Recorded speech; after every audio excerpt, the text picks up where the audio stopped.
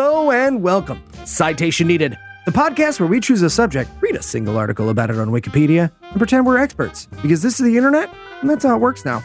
I'm Eli Bosnick, and I'll be standing against the charge tonight, but I'll need some loyal followers. First up, two men who would fit right in at any militia meeting, Heath and Cecil. Okay, I look like a cop, yes, but so does everyone else at those meetings because, well, Most of them are cops. Yeah, it's got to probably. be tricky for them to like sniff out the rushes, right? I show up and I brought custard for everyone. It's like Sons of Flanarchy. Flanarchy. And also joining us tonight, a pot dealer and the undercover cop who is not fooling him even a little, Noah and Tom. Yeah, well, it doesn't help when you start off asking how much it is for a lid. And fun fact, I do have to tell you. Before we begin tonight, I'd like to take a moment to thank our patrons. Patrons, without you, this show would start without any sketchified shenanigans. And Senior Pets would have to go back to working as the U.S. envoy to Turkey. If you'd like to learn how to join their ranks, be sure to stick around till the end of the show. And with that out of the way, tell us, Cecil, what person, place, thing, concept, phenomenon, or event will we be talking about today? Today we're going to be talking about Ruby Ridge. And Tom, this week you'd like us to sympathize with a man who locked himself inside his house and tried to commit suicide by cop. At what point does a cry for help become a pantheon for help? Always time. So tell us, Tom, what was Ruby Ridge? All right. Sometimes the bad guys are right. Like, mind you, they're still bad guys. Sometimes they're very bad guys. In the case of this story, they are spectacularly bad guys. Horrible guys, actually. But still, they were right. And that's not good because when the bad guys are right, it inspires, other bad guys. And that's exactly what happened as a result of today's story. This is the story of the Weaver family, better known also as the standoff at Ruby Ridge. And it is the story of what happens when bad guys run up against the much, much worse guys running the ATF, FBI, and U.S. Marshals in the early 1990s. And subsequently, it has become the story that solidified for white nationalist militias their founding mythology and rallying cry. Am I being detained? Or it's the story of the one time in American history that we treated white supremacists the way they deserve. You decide, podcast listener. It's kind of a choose your own. I think you're going to find that this is not an or situation. All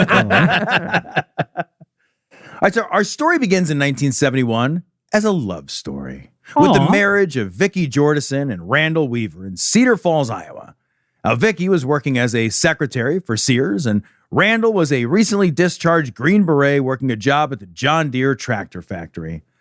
On paper, they were the perfect right-wing white trash power couple. By 1976, the pair started to churn out the first of their several kids. Everything was coming up roses for a minute, until Vicki began to obsess over the meaning of the Israeli-Arab conflict raging across the Mideast, which she became convinced was a sign of the biblical end times. Mm-hmm. What? There has to be an unemployed all-red cow with really nice hair. Fucking read a book. Obviously, duh. I'm sorry, thinking Israeli-Arab conflict as a marker of the apocalypse would be like if Muslims were waiting for the day the sun rose in the east. Now, the question, of course, then is what to do if you believe the end times are approaching. And thankfully for Vicki, she had recurring dreams to help her along. Nice. Now, in these dreams, which she took as omens because she was a credulous religious wacko, the family lived in a house on a hill where they were safe to ride out the end of days. And since Randall wanted to have sex with Vicki, he had to listen to her dreams. And eventually he too became convinced that the end was nigh, which meant they needed to move out of Iowa. Well, that's the end of the world, so I better change my position geographically. That will save me. Any excuse to move out of Iowa. Yeah, no, that's fair. That is fair. See, I'm just picturing the horseman famine looking around at the people of Iowa being like, okay, this one's going to take some work. You guys go ahead. I'm gonna dig in here. A lot of corn. And Iowa was glad to see them go. So glad, in fact, that they were interviewed by the local paper where they declared their intentions to get out of Iowa and get somewhere where they could establish a compound with a 300-yard defensible kill zone. And where better to be a crazy religious zealot hiding from the second coming of your own Lord and Savior than Idaho?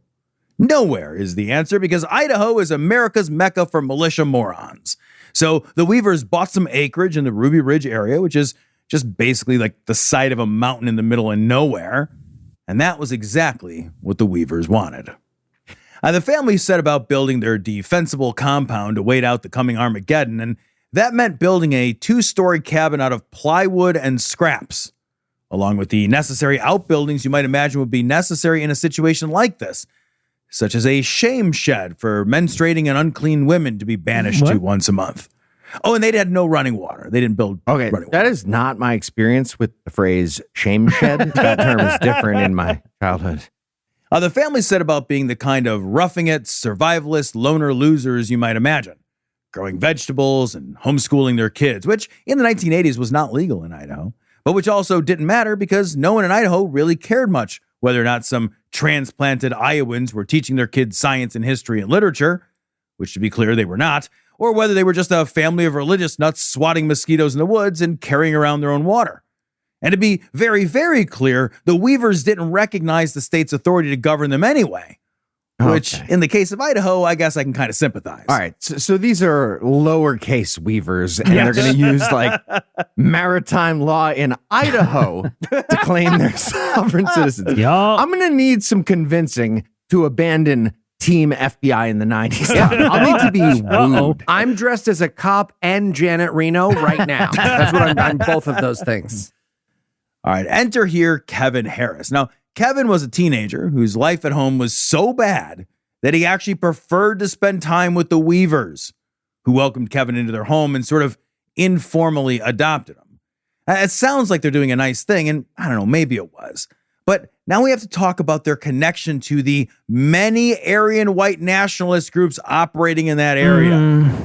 Now, while the Weavers didn't officially join any of the groups, they would still occasionally attend their meetings, which means that they were not only racist, but like racist with commitment issues. Right. No, they were fucking racists that weren't paying the racism fees, clearly. Look, I'm not a racist. I just work the Aryan bake sale. You can donate anything but brownies. Now, what the Weavers thought of themselves as was a part of the Christian identity movement. And that held that Eve and the evil serpent from the Garden of Eden banged, and Eve bore children from that banging, and that's where the Jews sprang from. And they were quite literally the actual spawn of actual Satan. Weird group for their God to choose, then. Now, everyone on earth that wasn't white were, according to the Weavers and the Christian identity movement, mud people, while whites from Germanic or Celtic descents were descendants of the lost tribe of Israel and favored of God. So like I said at the beginning, like the Weavers are the bad guys in any room they walk into.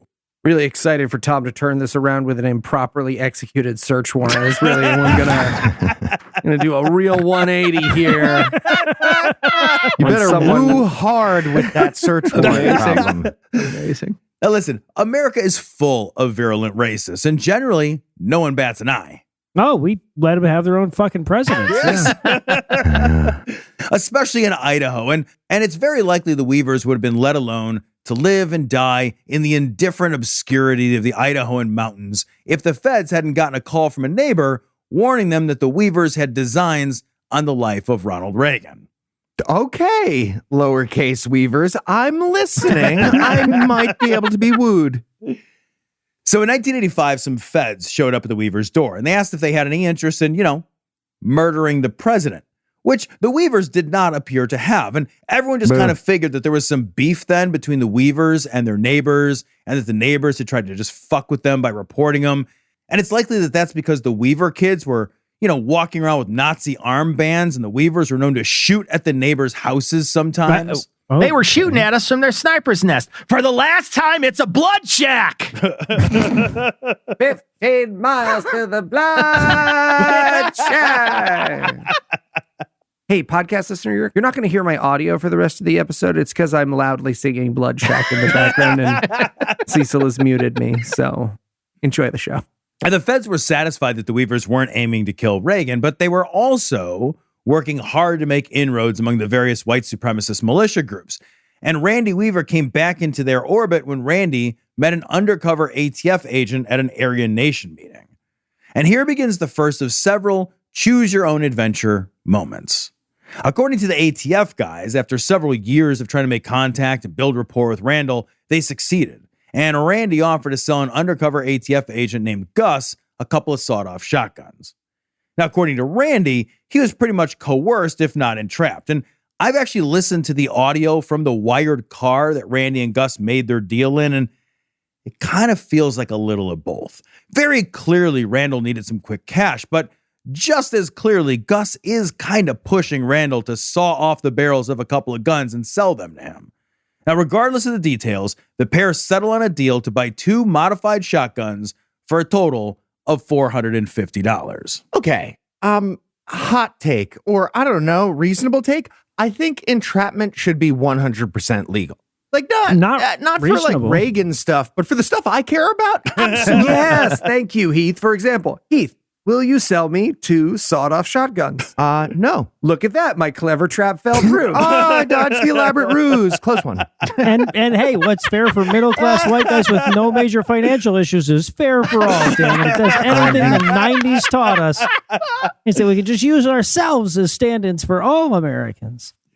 $450. That's it. That's the whole crime that started the dominoes that will follow. This is a deal worth less than $500 involving a couple of modified shotguns. No matter our feelings here about the Weavers, there's just no arguing that there is some great criminal mastermind at work here, or even like a lot of significant criminal intent. It's like more like lazy criminal opportunism at the worst. All right. Well, sounds like Tom's about to explain to us that a home compound is basic safety. So while we try to convince Tom that prepper white supremacists are as suspicious as medical science and computers that sound like people, we'll take a quick break for some apropos of nothing. I don't know that you made your side sound better there, Eli. That's fair.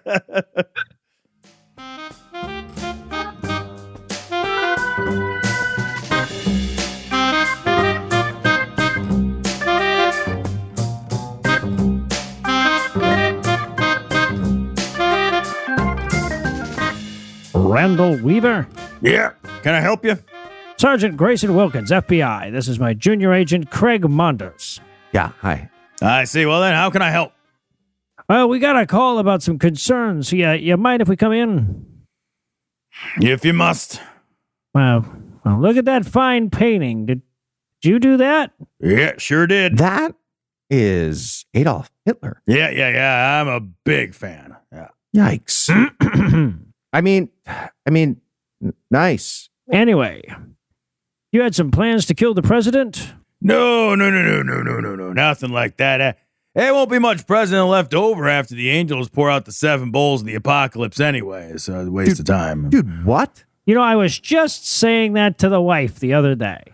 Yeah, listen, anyway, here's my gun room. I got machine guns, rifles, handguns. You know, everything you need to take down the mud races who rush my door hoping to take what's mine. Come on. Now, wait just a second. Finally, thank you. Did you saw down the barrel on this gun? Oh, yeah? Get on the ground, you son of a bitch! I feel like our standards are bad. Right? Not for your thing.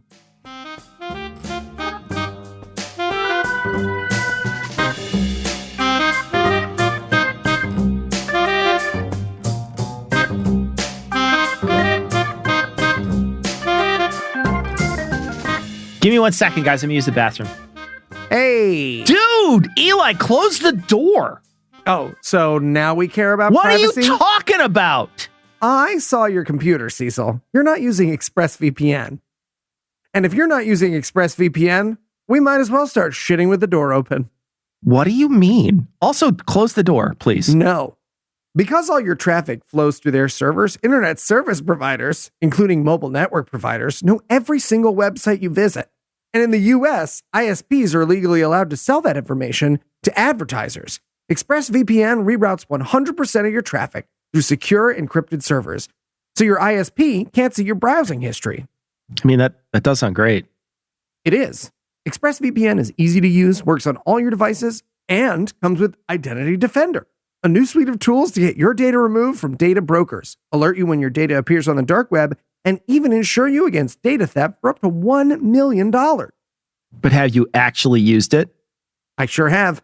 I downloaded ExpressVPN when they became a sponsor. I love how they protect my privacy and allow me to watch streaming content from all over the world. That's why I, Eli Bosnick, personally endorse ExpressVPN. All right, Eli, I'm sold. Where do I sign up? Protect your privacy today by visiting expressvpn.com/citation. That's expressvpn.com/citation to find out how you can get up to 4 extra months free. expressvpn.com/citation. All right. Hey, man, thanks. I'm going to leave, but just so you know, you're using the toilet wrong. You're not supposed to be in the plow position? No, you are not. Honestly, the way you leave the place makes a lot of sense now. Thank you. That is not a compliment, by the way.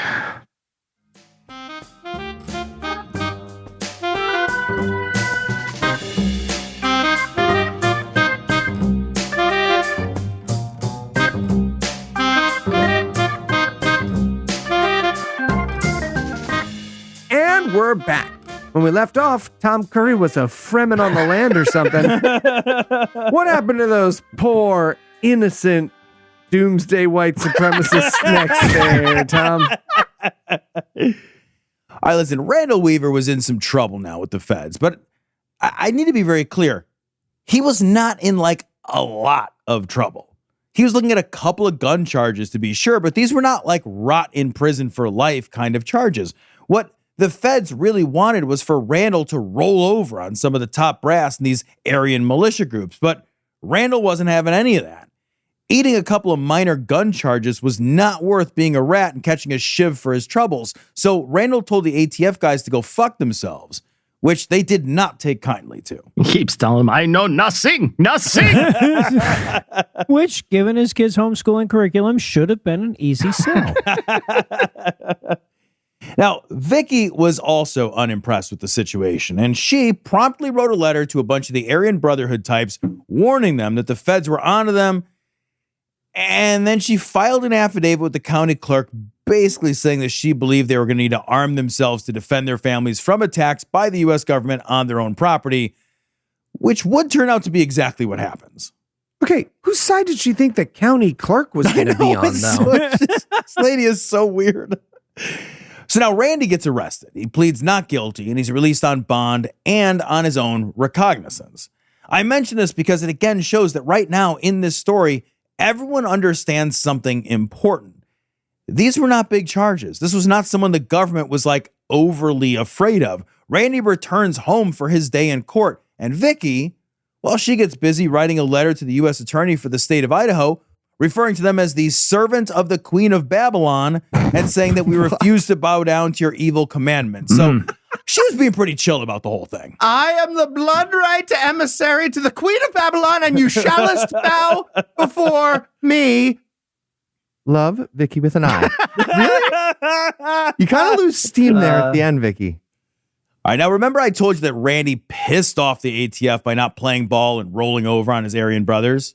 I'm not saying this next part is because of that anger, but I do find it interesting.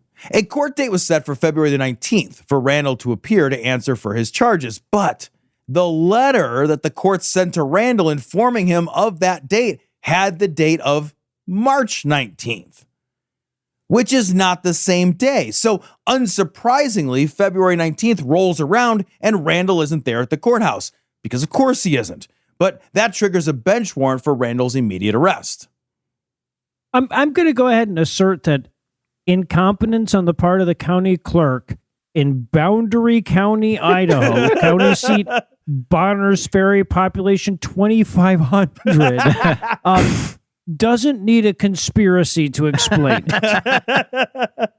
Well, also, most people agree that all indications were that Randall was not planning on appearing in court, even if he had known the date. But I kind of think that's entirely beside the point, because now the wheels of the crazy train were well and truly in motion. The feds were intent on capturing Randall Weaver and bringing him to justice for failing to appear for a court date he wasn't notified of in order to answer to his minor league gun crimes. But they also knew that he was living in a remote wilderness cabin with a 300-yard defensible kill zone leading up to the property.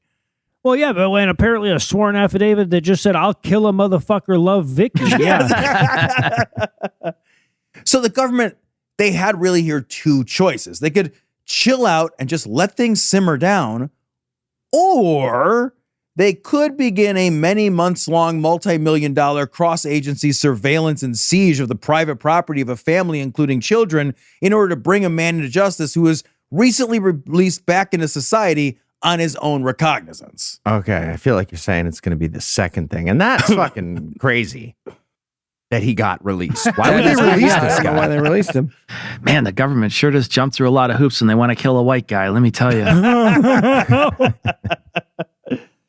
All right, so it is now the summer of 1991. The feds were considering their choices. Okay, well, so then he didn't go to the March court date either. I mean, It did not.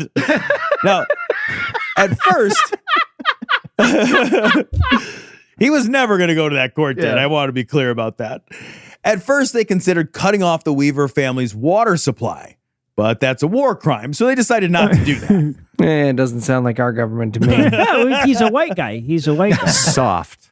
And they had then set up an elaborate series of cameras all around the property, so they were watching the family and taking note of their habits and movements. And the family knew they were being watched and that Randall was in real trouble. So they were having all the food and supplies brought to them, and they rarely left the house and surrounding outbuildings. I feel like if you're sieging a property, the first thing you do is stop the pizza guy, no? Like maybe the pizza guy? Now, one of those outbuildings was the shame shed for menstruating women. And the feds figured that Sarah, the older sister, would at some point end up taking her time in the shed, at which point the other kids would have to bring her food and water and the like. And the feds could then swoop in and nab the kids and use them to force the parents out of hiding. The only trouble with that plan was that none of that was remotely legal. None of it. I don't think that's the only trouble with it. We can't just nab these kids. What about a fishing pole with some candy on the end? What do you think? A box and a stick. Hear me out. Hear me out. I haven't even told See, you this about is the why string. we need that app that keeps track of this stuff so the government would know when to do their thing. Now, the U.S. Marshals, who have been running this portion of the operation to date, they called in the FBI and the ATF. The three agencies then told everyone working the case that Randall Weaver wasn't just a small-time seller of a pair of modified shotguns, but instead they insisted to everyone working the cases and the judges they were getting their warrants from that Randall was the #1 gun trafficker in the United States. Oh, wow. Which we have to be very clear here. He very much was not. And they also told everyone he was wanted in a string of violent bank robberies, and he was not. Nonetheless, the Secret Service then became involved. Okay, that's a lot of lying, but at least the arms dealer neo-Nazi got the due process of a court date. It was the wrong one, but it was a court date. That's a nice thing about the 90s. is what I'm saying. Right? And kidnapping children was illegal. I'm feeling nostalgic. Jesus Christ. Make America great again? Jesus Oh, no. Christ. You kids want some pogs? Now, this now begins were what fun. amounts to the full-scale siege of the property. This is a siege that Vicky did kind of foretell in her dreams. The Weavers were very careful, setting the kids out anytime they needed to leave the house, armed of course, to scout shit out since they knew the feds couldn't do shit to the kids. Doesn't sound like anyone involved really cares about these kids much. No, they do Right? not. Yeah, I guess the fucking homeschooling curriculum didn't include a definition of the term human shield. Meanwhile, the task force overseeing capturing this guy with 2 gun charges, it involved helicopter surveillance, around-the-clock agents monitoring the property, and even wiretaps on the phone at the local general store since the Weavers didn't have their own phone. Okay, sorry, just circling back. I'm not clear on how that scouting mission by the kids is helpful to the Weavers. The kids just like come back inside after scouting and they're like, yeah, this is a whole bunch of helicopters just they're holding newspapers, but they're definitely government helicopters. You can go get milk now at the general store? How's that helpful? I don't know. Now, this whole thing goes on for the better part of a year. And now even Geraldo gets involved, flying around in a helicopter, taking pictures, fucking mustache blowing majestically in the wash of the helicopter blades. He even claimed on live television that the helicopter he was in came under fire from the Weavers, but it didn't. And he was just being a drama llama liar because he's a giant piece of shit. The siege lasted so long, in fact, that the Weavers conceived and Vicky gave birth to a baby girl during the ordeal. She gave birth, of course, in the birthing shed, which does, I guess, double duty with the shame shed. Pretty much this is a shed devoted to any time someone might have to say the word vagina. Okay, we're getting closer to the shame shed from my childhood a little bit with that one. I feel like Geraldo could milk this and, maybe do a dramatically open the menstruation shanty on live television or something, Now there's something in that.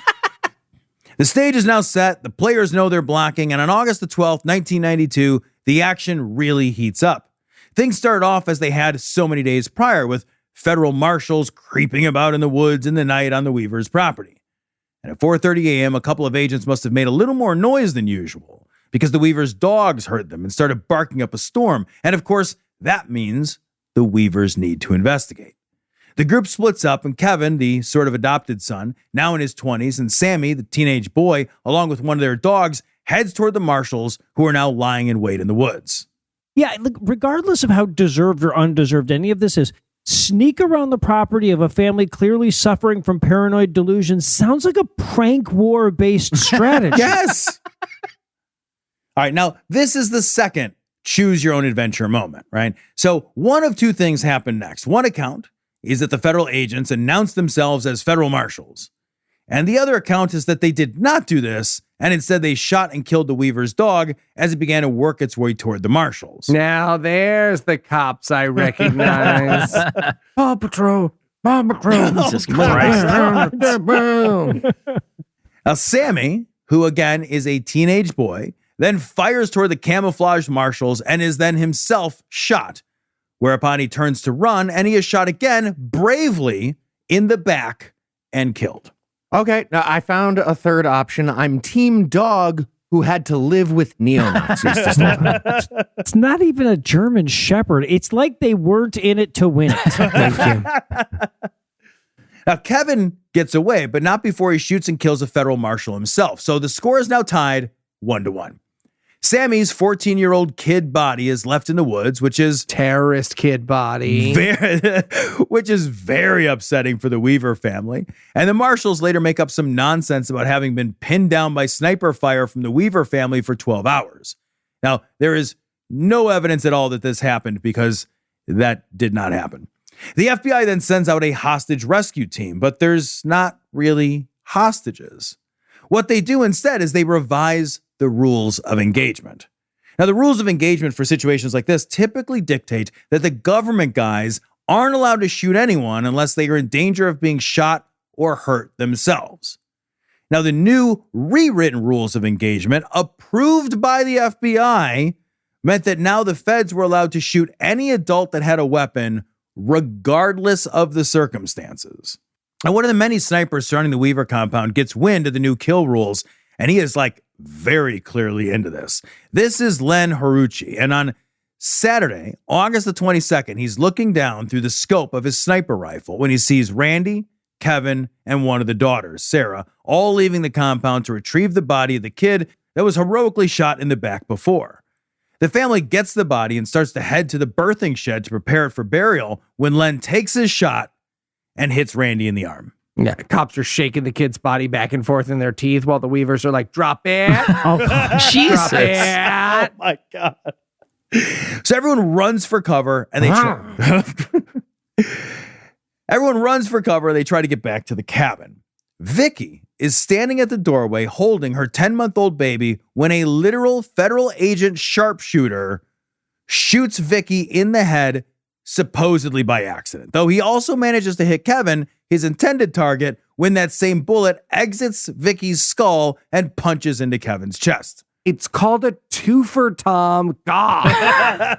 All right, so here I'm going to pause and tell the non-shooting audience how improbable this is.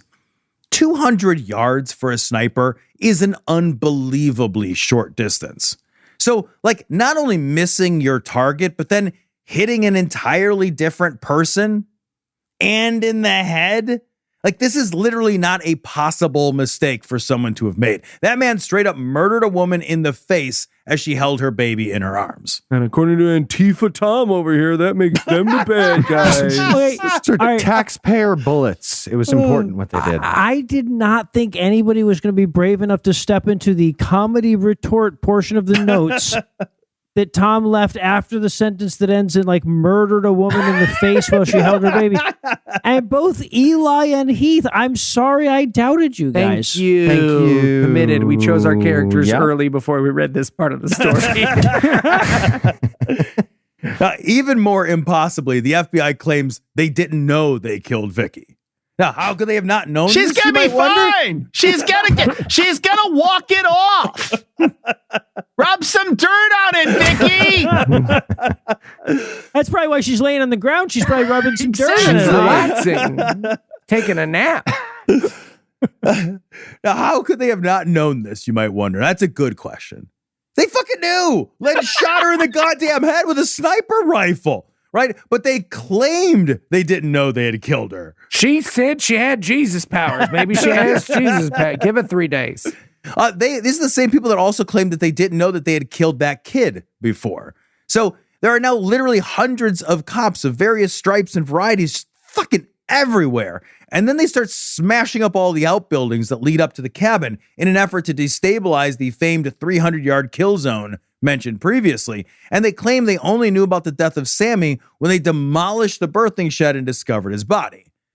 But they are very clearly lying about that. They fucking knew. Now, the hostage team is using loudspeakers to try to encourage the family to surrender. But remember, the only one who has any charges here to surrender to, that's just Randall. And he has a failure to appear and 2 minor gun charges. Kevin is shot and in and out of consciousness. Vicky is dead. Sammy is dead. Randy's been shot in the arm. There's a goddamn dog dead. And the birthing shed has been ruined. And Sarah's like, well, gonna menstruate in here. Fuck you guys. That's happening now. Lock eyes with me. And then to add insult to injury, the negotiators started addressing their negotiations towards Vicky, who everyone is pretending not to know is fucking dead. The SWAT team shows up with a whole new end times cultist crazy lady and try to replace her like a goldfish that dies on vacation. And again, remember that the Weavers don't even have a telephone. And at this point, they've been shot at like kind of a lot. So how the hell are they even supposed to surrender or negotiate or communicate? I feel like you could at least try the white flag thing. That works in cartoons, right? Well, the FBI has a better idea, Noah. What they do is they send in a robot with a telephone on it to make contact. Except the robot they send in doesn't just have a telephone, but it is also outfitted with just like a big ass machine gun on it. Oh, God. And as What? you might imagine, the Weavers decided against rushing out to grab the phone. Stop doing 360 no scopes, Kyle. They're not going to pick up the fucking phone and tape the robot with the gun. Randy agrees that he'll talk, but he wants to talk to this guy named Bo Grits. Okay. Real name, That's not, no lie. No. I love that. Bo Grits. With a Z, nonetheless, by the way. Bo Grits. Yeah, Bo Grits. Bo Grits. Bo Let him Grits. cook. Bo Grits, like Randy, is also former Green Beret. So Bo basically tells everyone that they've cornered There it is. they've cornered this guy who's highly trained, very resourceful, very dangerous. And so, guys, what the fuck is your plan? And the FBI and the rest of them basically just shrug and point at the robot with a machine gun on it. And Bo's not impressed, but he agrees to help, and he makes contact with Randy. Okay. Bo is allowed in the cabin, and he Cooking those sees grits. Bo Grits is allowed in the cabin, and he sees the wounded Kevin, the dead mom, You guys and are the injured picturing Clip Randall. Clop Tom, but an action hero, right? 'Cause that's what I'm picturing, and it's important that you picture it. He brings the baby some infant formula since Vicky is just like way too dead to breastfeed anymore. And then he heads back out. He tells the FBI guys about the dead mom and the injured 20-something, and everyone pretends, oh, they're so surprised. A big hole in her head. Just say, well, wow, that could be anything. Really, I guess. She have a cold? Kevin is in desperate shape. He's been shot in the chest, so he surrenders first, and he's airlifted to a hospital. They then allow Vicky's body to be taken, and they release a few pet parakeets. But Randy and his three Thank daughters. fucking God. Say Kyle. Jesus Christ. But Randy and his three daughters are still holed up. And it wasn't until a rather famous criminal lawyer made a public announcement that he would represent the family free of charge that Randall convinces his daughters, who, by the way, want to go down guns blazing in retaliation for their murdered mom and brother, convinces them to surrender peacefully. Randy and Kevin end up catching all kinds of murder and conspiracy charges. And there's a big giant trial, and it lasts for months. The jury deliberates for 20 days. What? And acquits Kevin Harris, the guy who definitely did kill a federal agent, of all charges. Randall Weaver, he was acquitted of all of the charges other than his failure to appear for the court date that he was summoned to on the wrong date.